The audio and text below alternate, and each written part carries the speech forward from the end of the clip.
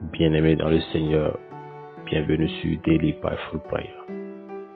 Que la paix et la grâce de notre Seigneur Jésus-Christ soient avec vous. L'histoire de la vie d'Abraham est comme une brillante inspiration d'espoir et d'encouragement pour nous tous. Il nous a montré qu'avoir un lien fort avec Dieu peut apporter des bénédictions inattendues, même lorsque nous faisons des erreurs ou dévions de notre chemin. Cette histoire de vie réelle reflète la sagesse trouvée dans le livre des Romains, chapitre 8, verset 28. Il dit: nous savons du reste que toute chose concourt au bien de ceux qui aiment Dieu, de ceux qui sont appelés selon son dessein. Il est réconfortant d'apprendre que si nous aimons vraiment Dieu et que nous nous efforçons de suivre ses voies, il a cette incroyable capacité à transformer même nos faux pas en marche vers les bénédictions. Mais voici le tweet. Ce n'est pas un laissez-passer gratuit pour faire ce que nous voulons en pensant que Dieu nous soutient quoi qu'il en soit. Quiconque a vraiment Dieu dans son cœur ressent une attirance naturelle pour faire ce qui est juste. Abraham n'est pas parfait. Qu'il est. Il a fait un important détour vers l'Égypte lorsque les choses sont devenues difficiles au lieu de persévérer dans la terre promise que Dieu lui avait montrée. Pourtant, Dieu veillait toujours sur lui. Non, pas parce qu'il récompensait l'erreur d'Abraham, mais parce que leur lien était fort et réel.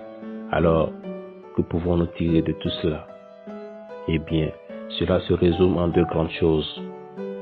Qui est Dieu et comment nous répondons à lui? Dieu est une source constante d'amour et de bénédiction, et notre part du marché est d'être obéissant envers lui. Lorsque ces éléments s'alignent, les bénédictions coulent sans effort, et en explorant cela plus en profondeur, nous découvrirons que chaque pas plus près de Dieu dévoile davantage de ses bénédictions, qui n'attendent que de se déverser dans nos vies. Les bénédictions sont un cadeau de Dieu en général. Elles sont le produit de sa majesté et de sa bonté. La Bible nous dit que même lorsque la pluie et le soleil qui brillent sur les bons et les mauvais sont des bénédictions de Dieu pour nous tous. En d'autres termes, il prend soin de sa création, non pas en fonction de ce qu'ils sont, mais en fonction de ce qu'il est. Dieu. Et il est bon. La bonté n'est pas seulement ce que Dieu fait, c'est ce qu'il est. Vous vous êtes peut-être demandé pourquoi Dieu bénit à la fois les croyants et les incroyants. Pourquoi l'homme méchant réussit-il comme l'homme bon? Quand il voyage, il espère aussi des arrivées en sécurité. Il plante et récolte des cultures et ils deviennent de grands leaders dans la société. La vie leur arrive aussi. Encore une fois, comprenez ceci. Est-ce que Dieu punit les méchants? Oui, il le fait. Cependant, je veux que vous compreniez d'abord que la première dimension de la bénédiction de Dieu ne dépend pas toujours de vous, mais de Dieu. Combien de bénédictions gagnez-vous par vous-même? Réfléchissez-en un instant. Par exemple, auriez-vous pu gagner la bénédiction du salut par vous-même? Jésus est-il mort parce que l'humanité a demandé un sauveur? Non, il n'est pas mort pour cela. Jésus est mort parce que l'humanité avait besoin d'un sauveur et Dieu avait le fardeau dans son cœur de nous sauver. Le livre de Jean chapitre 1 verset 10 à 12 dit: il était dans le monde et le monde a été fait par lui et le monde ne l'a pas connu. Il est venu chez les siens et les siens ne l'ont pas reçu, mais à tous ceux qui l'ont reçu, à ceux qui croient en son nom, il a donné le pouvoir de devenir enfants de Dieu. Donc même lorsque l'humanité a haï et crucifié le Sauveur, cela n'a pas empêché Dieu de permettre que le prix de notre salut se réalise.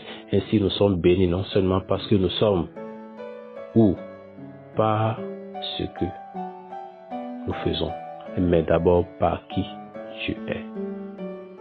Il y a aussi la bénédiction qui nous vient uniquement parce que nous sommes les enfants de Dieu. Et il y a une autre bénédiction spéciale réservée aux enfants de Dieu qui marchent dans l'obéissance, c'est-à-dire qui font ce que Dieu veut, quand il le veut et comment il le veut. Ce sont des types de bénédictions différents, chacun se déployant à sa manière unique. Bien que jouir de la faveur de Dieu soit une expérience merveilleuse en soi, la profondeur et l'étendue de ces bénédictions se multiplient lorsque nous investissons davantage dans notre relation avec Dieu. Le voyage vers des interactions plus profondes et des connexions plus fortes avec Dieu révèle encore plus de couches de sa gentillesse et de sa générosité au-delà de ce que nous percevons initialement.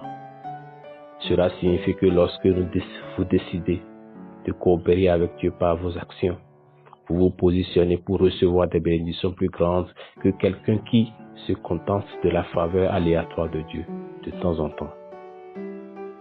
Bien que ces bénédictions soient également bonnes, vous avez un accès limité à l'héritage du royaume de Dieu. L'obéissance à Dieu n'est pas seulement un acte de soumission, c'est aussi un moyen de déverrouiller le spectre complet des bénédictions de Dieu. Alors que la foi ouvre la porte à la présence de Dieu, l'obéissance est le chemin qui nous guide vers le trésor de sa grâce illimitée.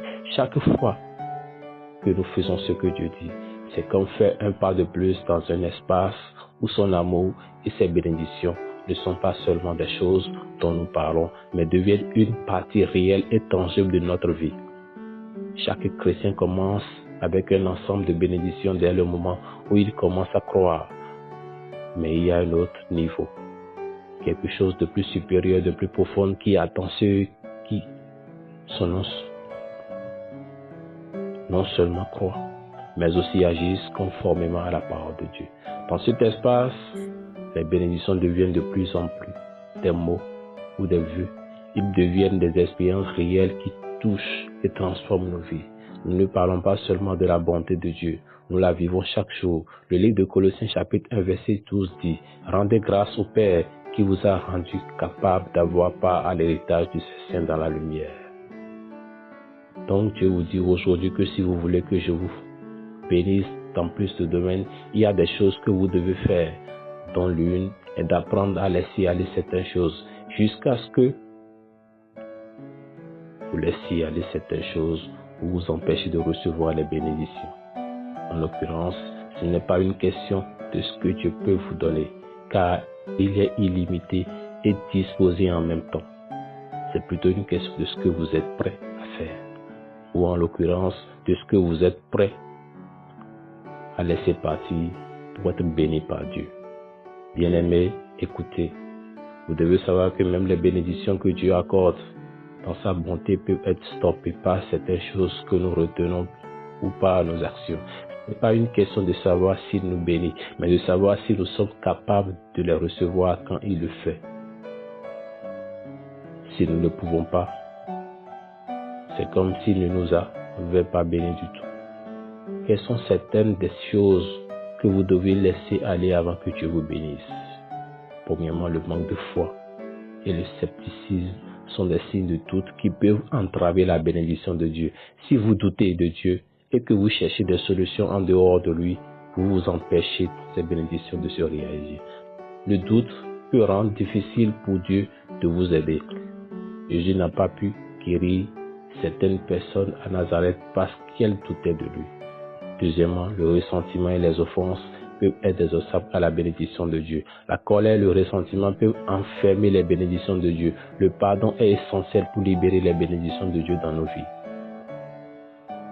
Enfin, il est important d'identifier et de laisser partir les barrières qui vous empêchent de recevoir les bénédictions de Dieu. Vous devez apprendre à faire confiance à Dieu, à pardonner et à abandonner les choses qui vous retiennent.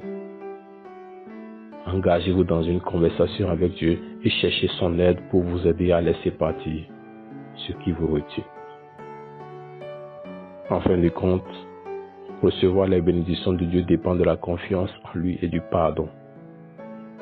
Lorsque nous faisons confiance à Dieu et que nous pardonnons librement, nous ouvrons la voie à sa bonté dans nos vies, ce qui les rend plus riches et plus heureuses. Bien-aimés dans le Seigneur, prions ensemble de cette manière. Notre Père qui est aux cieux, que ton nom soit sanctifié, que ton règne vienne, que ta volonté soit faite sur la terre comme au ciel. Donne-nous aujourd'hui notre pain de ce jour. Pardonne-nous nos offenses comme nous pardonnons aussi à ceux qui nous ont offensés. Et ne nous induis pas dans la tentation, mais délivre-nous, Seigneur, de tout mal, car c'est à toi qu'appartient le règne, la puissance et la gloire pour les siècles des siècles. Amen.